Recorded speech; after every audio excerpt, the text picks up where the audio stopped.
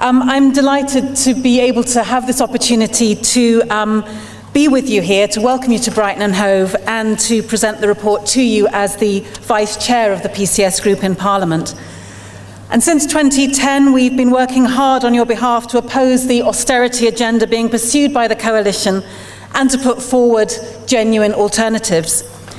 You will know better than most the devastating impact that this government's economic policies are having on public services and on employees within the public sector.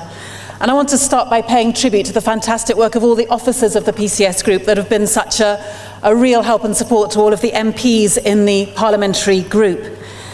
And we've certainly had our work cut out for us, from attacks on public sector pensions and on workplace rights to pay freezes and privatisation. There is a huge amount for this group to be working on, as well as the wider ideological context to the government's damaging so-called reforms to denounce and expose. And as a result, over the past year, the group have tabled numerous written and oral parliamentary questions, as well as nearly 30 early day motions, and many group members have also participated in key debates, both in the Chamber and in Westminster Hall. We've continued to circulate PCS briefings to inform debates and encourage interventions on the floor of the House. For instance, during the Commons' first 3 days of 2013, so in just the first 3 days, briefings were circulated to inform debates on corporate tax avoidance, on the welfare benefits uprating bill, and on the living wage, with group members making strong interventions on all of these debates. We've campaigned on an enormous range of issues, and you can read about all of them in the annual report. I just want to highlight just a very few in the moments that I have this morning. And firstly, pensions. The government's attack on public sector pensions has been a prime focus of discussions, both within the PCS parliamentary group and the trade union coordinating group. Group members campaigned intensively against the public sector pensions bill in both houses. Group Chair John MacDonald, with the support of myself and other group members like Ian Lavery, Elfyn Llwyd and Katie Clark, tabled several amendments to the bill relating to the key concerns raised by PCS. And those included pension age, pension contributions, and negotiations with employee representatives. Now, the Labour front bench didn't support those amendments, unfortunately, and asked their members to abstain from the vote, both at second reading and report stage. The PCS group continued to campaign in the Lords, with meetings being held with the Labour front bench there. Sadly, however, they couldn't give their support to PCS amendments, and the bill was passed for royal assent in April 2013. Group members have also been incredibly active in challenging ATOS and the work capability assessments, and we have been really trying to put Secretary of State Chris Grayling on the spot, both with the very, very clear facts and figures from the PCS briefings, but also with the experience from our own constituency surgeries. And I know from my own first-hand experience just how distressing these ATOS work capability assessments are. I've had really sick people coming to me in my constituency surgeries being made still sicker, still more stressed, still more distressed by the whole process of these ATOS assessments. And that's why we've tabled early day motions on ATOS, calling for work capability assessments to end immediately. And those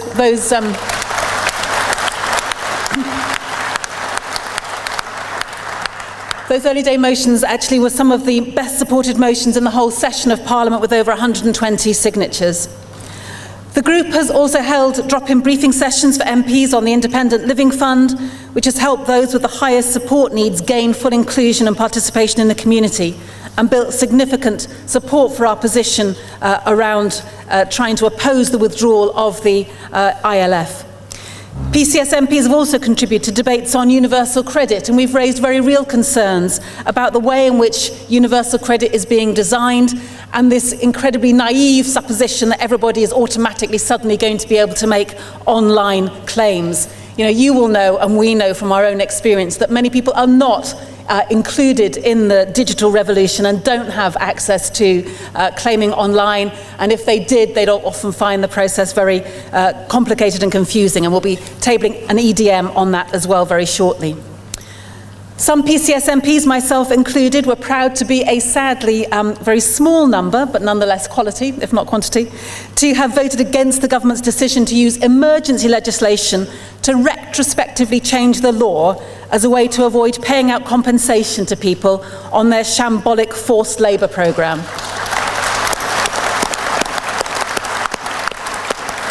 It is a terrible indictment, and rather than facing up to the shame of forcing people to work stacking shelves in supermarkets for no pay, instead of actually facing up to that and paying compensation from that, instead of that they're trying to retrospectively change the law.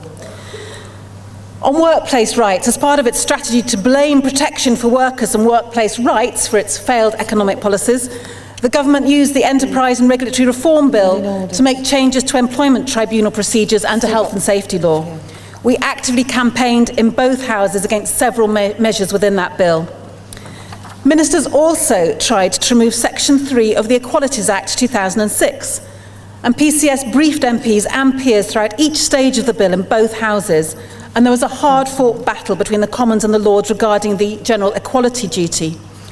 After 18 months of campaigning to try to save the key functions of the Equality and Human Rights Commission, PCS secured their first legislative victory, with the Biz Minister Jo Swinson finally backing down and giving in to pressure against removing the clause from the bill.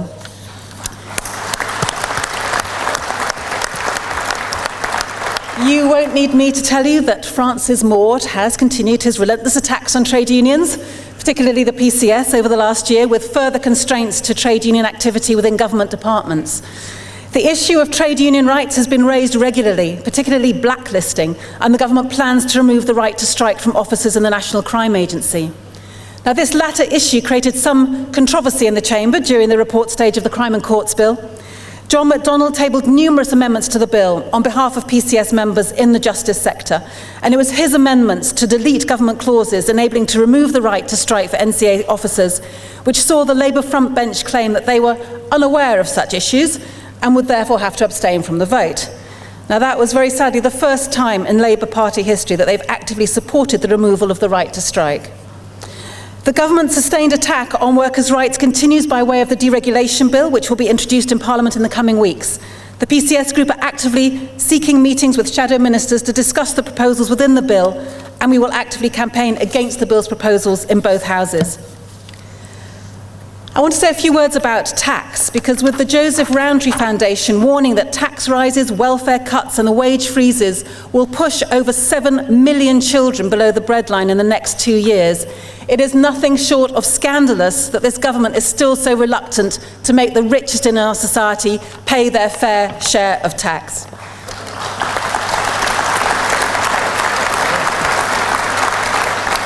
It is scandalous that while millions across the country are struggling to pay rising household bills, the government is cutting tax for corporations like Amazon, Starbucks and Google when they bother to pay tax at all, to 25% just recently, 23% in 2014 and then down to 20% the year after. Group members have addressed the issue of tax avoidance, tax evasion and HMRC staff cuts, pointing out that we should be closing the tax gap, not closing tax offices.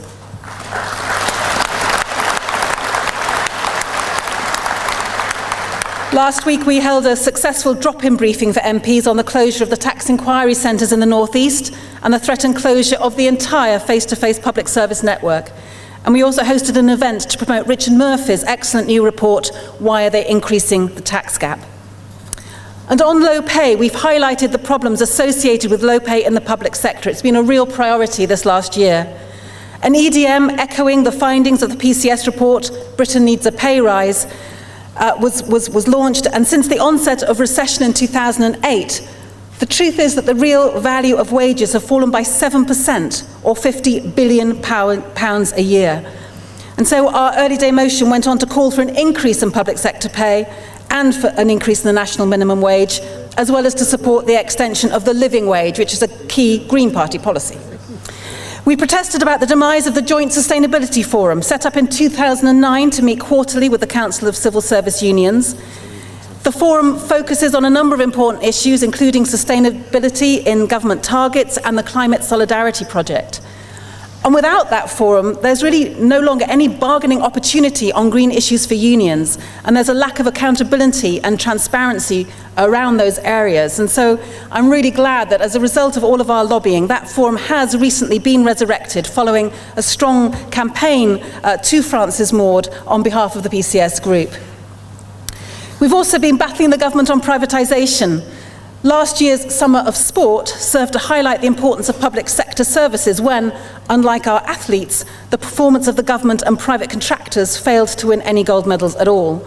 The shambles caused by the inability of Chief G4S to provide sufficient security for the Olympics will not soon be forgotten.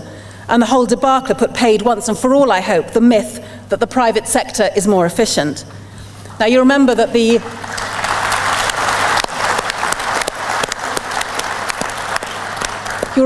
government managed to avert the potential catastrophe caused by G4S by calling in the troops, but it's worth pointing out that in the face of cuts to defence spending in the future, even that option might not be open to them if it happens again. Let me just finish by a few overall comments, because the thing that I really want to say today is that when this government continues with its so-called plan for recovery, it is no surprise that we watch that with a great deal of scepticism, because we know that the economic crisis, which is a crisis for you and a crisis for your members and a crisis for my constituents, this economic crisis isn't actually a crisis for the government, it is an opportunity. It is the opportunity that they have been looking for to roll back the state and to destroy the welfare state, and that is what they are aiming to do.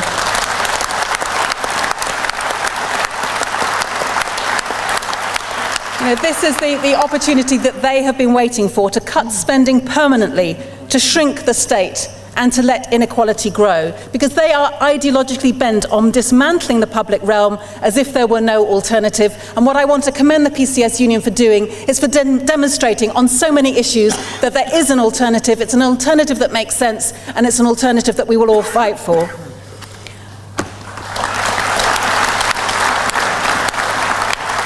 And in terms of what we'll be doing in the parliamentary group, I hope over the next year that our PCS group will do even more to call for a complete change of direction. We need to challenge the whole paradigm that says that austerity is essential, that public is bad and private is good, that treats everything from our health service to education as a marketplace. And we need to say that the emperor, that the chancellor has no clothes. Actually, I apologise for that line. It conjures up some fairly horrific visions in one's mind. But the truth is that the politics of this government are not only socially devastating, as we know, but they are also economically illiterate. Of course, we need to get the deficit down, but the idea that the best way to do it is by pushing out of work millions of public sector workers is simply inept and wrong.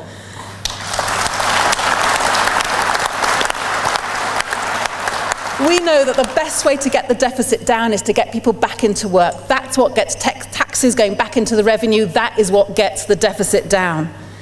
Now, you won't be surprised, I'm sure, that I'd like to see at least some of that investment going into the green economy, and not just because of the obvious environmental benefits, but because the green economy is one of the fastest ways of getting people back to work. It is hugely labour intensive. A low carbon economy is far more labour intensive than the fossil fuel economy it replaces. The green economy is also one of the few successful and prosperous areas of the economy overall. It's worth already over £120 billion. It employs nearly 1 million people. It generates 8% of GDP. And yet, if you listen to George Osborne, what he wants to do is to give tax breaks to shale gas, and he says, well, we won't save the planet by putting Britain out of business. Well, my response to that is, what planet is George Osborne on, given that actually this is one of the best ways of saving the economy. So green investment isn't a distraction from the deficit, it's one of the ways out of it. And there's another reason, conference, why we need to change direction as well. Just last month, for the first time in human history, the concentration of carbon dioxide in the atmosphere passed the milestone level of 400 parts per million. The last time so much greenhouse gas was in the air was several million years ago, when the Arctic was ice-free, savannas spread across the Sahara Desert, and sea level was up to 40 meters higher. The difference between 399 parts per million of carbon in the atmosphere and 400 parts per million may be small in terms of its impact on the world's living systems, but it is overwhelming in its symbolism. And that symbolism is of our collective failure to put the future of the natural world and its people above immediate self-interest and profit. It's symbolic as well of our failure to tell the truth. I'm involved in PCS in Parliament because I think it's important to speak truth to power, no matter how difficult. And I'm involved in PCS because when we work together, we're more strong and we're better at speaking out. And we're better at refusing to allow the government to divide and rule, by refusing the false logic that says if public sector workers win, private sector workers lose, that sets those on low incomes against those on benefits, that says green investment is bad for the economy. It's when we recognise the links between the different struggles that we're all involved in that we can make so much more of a difference. And I am confident that PCS members here today and our MPs in Parliament will build on what's been achieved this last year and work together to make an even greater difference in the 12 months ahead. And so I want to end just by thanking all of you for what you do in terms of challenging this government's ideology and in terms of demonstrating that when the political will is there, there really are alternatives, and there are alternatives that we can fight for. Thank you.